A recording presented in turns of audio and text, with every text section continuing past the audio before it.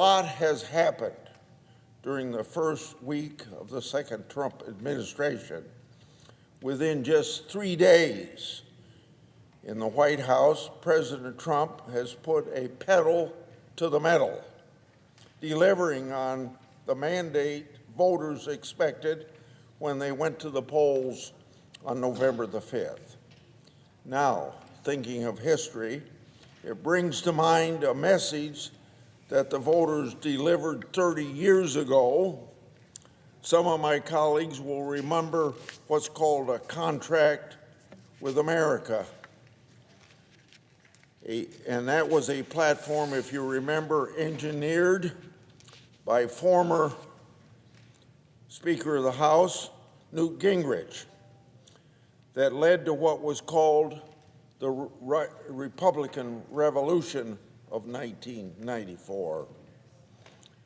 In fact, it was so much of a resolution that I remember in President Clinton's State of the Union message, he said and opened his statement with this few words: "The era of big government is over." That's how much the Gingrich contract rattled Washington, D.C. So, the American people expressed that they were fed up with government knows best and a Washington mindset that applied rules for thee, but not for me. Sounds familiar, doesn't it? 30 years later, with the Trump mandate. So I come to the Senate floor today to talk about one particular issue that still comes up at my county meetings. For years, Iowans have asked me, I'll quote something like this: "Why doesn't Congress have to follow the same laws as we have to follow?" That used to be true until we passed the Congressional Accountability Act. In fact, that law became law of the land 30 years ago today. Prior to 1995, Congress was exempt from about a dozen workplace laws that applied to the private sector, but not to us in the Congress. I want to revisit how it came about. In 1994, the American people delivered a landslide victory to Republicans. We gained majority control of the U.S. House of Representatives and the U.S. Senate. It was an epic victory considering that Democrats had run the House of Representatives for all but 4 years, going way back to 1931.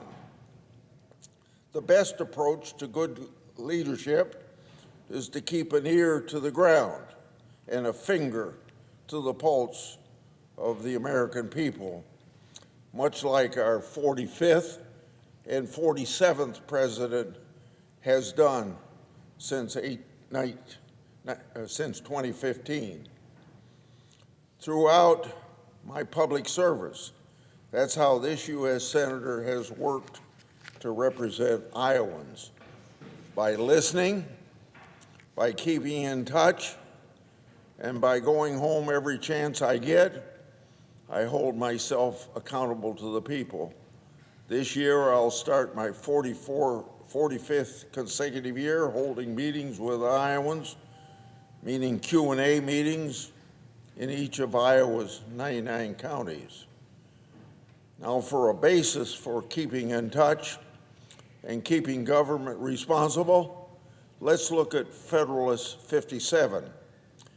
In that Federalist paper, James Madison wrote about the vital need for what he called, quote unquote, communion of interest between the people and their leaders, further quoting, without which every government degenerates into tyranny.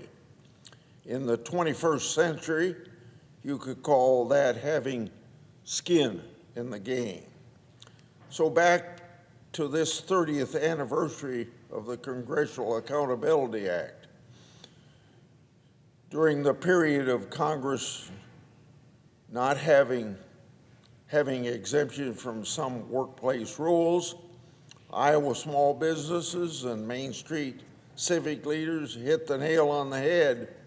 They said to me and other members of Congress, what's good for the goose ought to be good for the gander. So some of us rolled up our sleeves and got to work. I teamed up with former Senator Joe Lieberman of Connecticut here in the Senate. Like many legislative efforts, it took years to build a bipartisan coalition to have these laws applied to the Congress of the United States. The 1994 electoral victory was the boost that we needed to get across the finish line.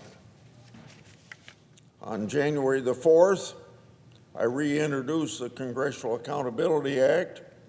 My good friend and former Senate Majority Leader Bob Dole summed up the reason for this legislation better than anybody else, and I quote Senator Dole, "Many of our citizens have begun to view the Senate and House of Representatives not as a people's body, but as an imperial Congress, as an institution that considers itself above the law and without accountability," end of quote.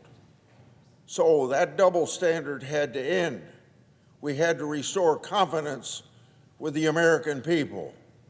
And that's why I championed the Congressional Accountability Act, to inject common sense into lawmaking.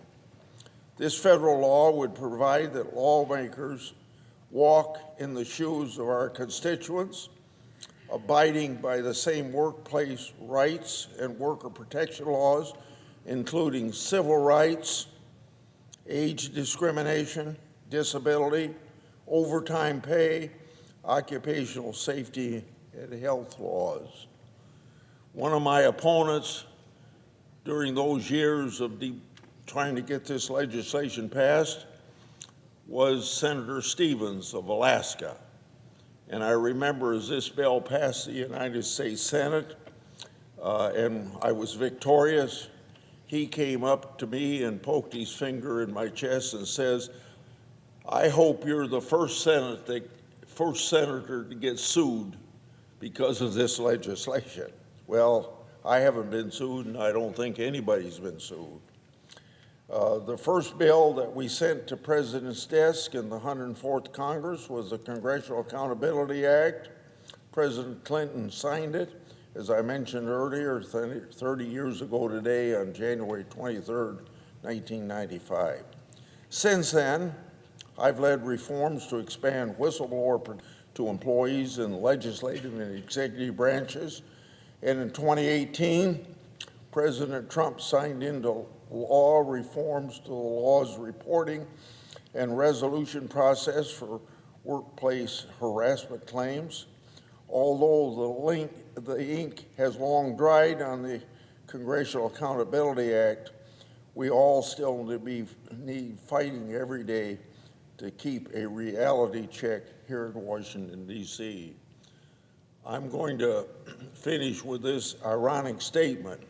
Even though this legislation was passed 30 years ago, and even though I've heard about its need for a long time before that, I still, as I say ironically, here at my town meetings, some constituents say to me, "Why don't you have to live under the same laws that we live under?" Then I have an opportunity to tell them about the Congressional Accountability Act.